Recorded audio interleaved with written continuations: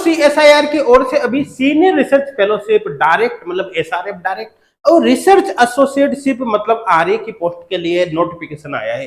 तो यहाँ पर हम SRF डायरेक्ट और RA की पोस्ट के बारे में कंप्लीट डिटेल में बात करने वाले हैं। किसका सिलेक्शन प्रोसेस क्या होगा, क्या एलिजिबिलिटी क्राइटेरिया क्या होगा, कब से आपके फॉर्म स्टार्ट होंगे और कब इसकी लास्ट डेट होगी, A to Z यहाँ पर सब कुछ हम देखने वाले हैं। तो ये वीडियो आपके लिए बड़ा ही इंपॉर्टेंट है। आप इस वीडियो का एक एक पॉइंट ध्यान से सुनना और साथ के साथ अपने फ्रेंड्स तक भी इसको जरूर आप शेयर करना। यहाँ पर आप देख सकते हैं, देखो CSIR की वेबसाइट यहाँ पर खुली हुई है। यहाँ पर आप होम पेज पर ही जब जाओगे तो आपको ये नोटिफिकेशन यहाँ पर दिख जाएगा। जैसे आप इसको ओपन करोगे आपके सामने ये PDF यहाँ पर ओपन हो जाएगा। इस PDF में हमने क्या मेन चीजों को यहाँ पर हाईलाइट कर दिया ताकि आपको जल्दी से एक्सप्लेन किया जा सके। देखो यहाँ पर सबसे पहले बात है कि आपके जो एप्लीकेशन फॉर्म स्टार्ट होंगे वो 18 अप्रैल से स्टार्ट होंगे और 26 मई तक आप यहाँ पर अप्लाई कर सकते हैं। अप्लाई करने के लिए आपको इस वेबसाइट पर जाना है। वेबसाइट आप नोट कर सकते हो आप ये वाली, ठीक है। तो इस वेबसाइट पर आपको जाना है भाई, ठीक है। यहाँ पर दो तरह की पोस्ट के लिए फॉर्म निकले। देखो एक तो यहाँ पर SRF डायरेक्ट के लिए निकला है, डायरेक्ट सीनियर रिसर्च फेलोशिप, और दूसरा जो निकला है वो रिसर्च एसोसिएटशिप मतलब RA के लिए ये फॉर्म निकले हैं। तो चलिए यहाँ पर अपन मेन चीजें देख लेते हैं ताकि आपका भी टाइम यहाँ पर खराब नहीं हो। यहाँ पर अगर एसेंशियल क्वालिफिकेशन की बात करें तो देखो दो तरह के केस है। सबसे पहले अपन बात करते हैं सीनियर रिसर्च फेलोशिप मतलब SRF के लिए। SRF के लिए जो यहाँ पर एसेंशियल क्वालिफिकेशन है वो आपके पास MS होना चाहिए। यहाँ पर मैं देखो ये जो वीडियो बना रहा हूँ स्पेशली MSc केमिस्ट्री वाले स्टूडेंट के हिसाब से बना रहा हूँ यहाँ पर, ठीक है। लेकिन बाकी स्टूडेंट भी आप साथ के साथ ही जाओ तो पढ़कर इस क्वालिफिकेशन को देख सकते हैं, ठीक है। तो यहाँ पर आपकी जो क्वालिफिकेशन होनी चाहिए MSc होनी चाहिए। बाकी अदर कैटेगरी के स्टूडेंट के लिए भी यहाँ पर दे रखा है, आप देख सकते हो पढ़कर। और मिनिमम आपके 55% मार्क्स होना चाहिए MSc के अंदर, क्लियर यहाँ तक। और साथ के साथ ही आपके पास कम से कम एक रिसर्च पेपर होना चाहिए जो कि SCI जर्नल्स के अंदर पब्लिश हो, क्लियर है। ये इसकी मिनिमम क्वालिफिकेशन है। अदर स्टूडेंट के लिए भी आप चाहो तो वीडियो को पॉज करके यहाँ पर आप पढ़कर देख सकते हैं, क्लियर है यहाँ तक। अब देखो ये जो है हिंदी में भी लिखा हुआ है ना, किसी को इंग्लिश में थोड़ी सी दिक्कत आए तो आप हिंदी को यहाँ पर पढ़कर देख सकते हैं। ऐसे मेन चीज तो मैं आपको बता ही रहा हूँ तो कोई दिक्कत वाली बात है ही नहीं। अब देखो एक बात आप यहाँ पर ध्यान देना, इसमें जब वर्क होगा देखो फुल टाइम बेसिस होगा। मतलब जब भी आप यहाँ पर वर्क करोगे तो फुल टाइम बेसिस होगा। मतलब कोई व्यक्ति अगर कहीं पर जॉब कर रहा है मतलब एम्प्लॉय कर रहा है तो फिर वो इसके लिए एलिजिबल नहीं होगा। आप जॉब करते हुए इसको नहीं कर सकते। इस बात का आपको विशेष तौर पर ध्यान रखना है, ठीक है। और यहाँ पर अपन बात करते हैं तो आपको कितना अमाउंट इसके अंदर मिलेगी। देखो यहाँ पर क्या है कि आपको 35,000 पर मंथ यहाँ पर अमाउंट मिलेगी। और ये जो होगा इसके साथ साथ आपको देखो यहाँ पर कंटेंजेंसी अमाउंट मिलेगी 20,000 पर मंथ। और यहाँ पर क्या होगा, जो पहले आपको लिया जाएगा वो 2 साल के लिए लिया जाएगा, मैक्सिमम 2 ईयर्स के लिए।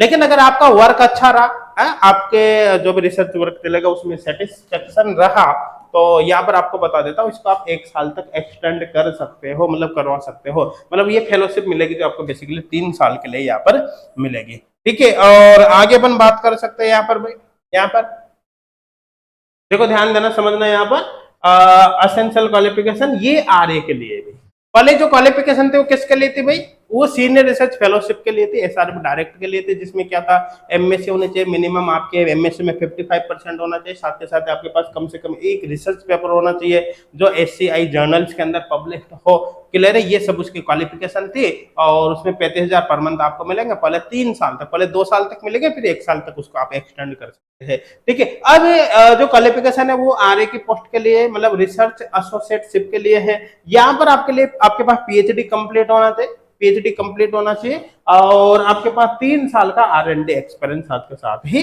होना चाहिए, क्लियर यहाँ तक, ठीक है। अब PhD साइंस इंजीनियरिंग, और अगर आप ये PhD साइंस से हो या फिर इंजीनियरिंग सब्जेक्ट से हो तो आप अगर थीसिस भी आपने सबमिट कर रखी है तो भी आप RA की पोस्ट के लिए अप्लाई कर सकते हो, ठीक है। और आपका कम से कम आपके पास एक रिसर्च पेपर होना चाहिए जो किसके अंदर, जो भाई यहाँ पर देख सकते हो आप JCR जर्नल के अंदर पब्लिश होना चाहिए, क्लियर। यहाँ तक ही आई थिंक समझ में आ गया होगा। और यहाँ पर देखो ध्यान देना, इसमें जो अमाउंट आपको मिलेगी पर मंथ वो फिक्स है। पर मंथ आपको 47,000 पर मंथ या फिर 49,000 पर मंथ या फिर 54,000 पर मंथ मिलेगी। इनमें से कोई एक मिलेगी। अब इनमें से कौन सी मिलेगी तो देखो ध्यान देना, जब आपका सिलेक्शन किया जाएगा आपको इंटरव्यू में बुलाया जाएगा तो इंटरव्यू के दौरान आपकी परफॉर्मेंस वगैरह आपका एकेडमिक रिकॉर्ड वगैरह चेक किया जाएगा। उसके बेसिस पर जो कमेटी वहां पर होगी वो डिसाइड करेगी कि आपको इनमें से क्या अमाउंट मिलेगी। लेकिन जो भी हो मिनिमम 47,000 पर मंथ तो आपको मिलना ही मिलना है। हो सकता है आपको इससे ज्यादा मिल जाए, मैक्सिमम 54 है, मिनिमम इतना तो मिलेगा ही मिलेगा, और वो 3 साल तक के लिए होगा। क्लियर, यहां तक समझ में आ रहा है? ठीक है, ये आपके समझ में यहाँ पर आ गया होगा। RA में बेसिकली आपको क्या है कि पहले 1 साल के लिए दिया जाता है फेलोशिप, 1 साल के लिए दिया जाता है, लेकिन फिर अगर आपका वर्क वहां पर रहा, सेटिस्फैक्टरी रहा, मतलब ठीक ठाक वर्क रहा, तो 3 साल तक इसको अपन एक्सटेंड कर सकते हैं, मतलब टोटल 3 साल तक आपको ये मिल जाएगी। आई थिंक क्लियर हो गया होगा यहाँ पर। ठीक है, इसके अलावा यहाँ पर अपन बात करते हैं भाई एज लिमिट की।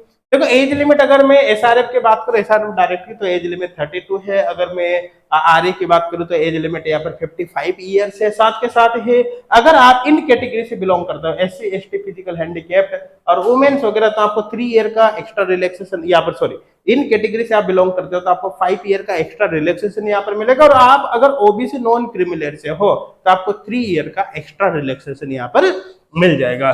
तो ये सारी चीजें आपके समझ में आ गया होगा यहाँ पर अच्छी तरह से।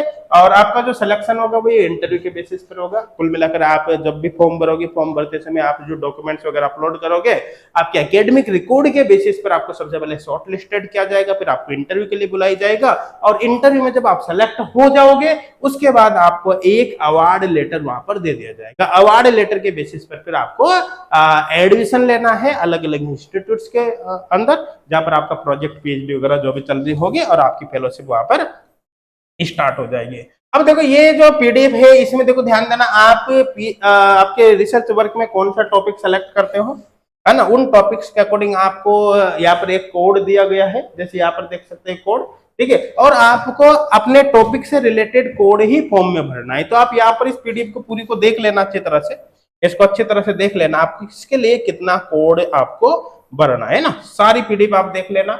आप चाहो तो अपने CSI नेट की वेबसाइट पर जाकर इसको पढ़कर देख सकते हैं। तो आप इसको देख लेना, कोई दिक्कत वाली बात नहीं। CSI नेट की वेबसाइट पर जाकर वहां पर आपको सारी इन्फॉर्मेशन मिल जाएगी, डाउनलोड कर लेना PDF में।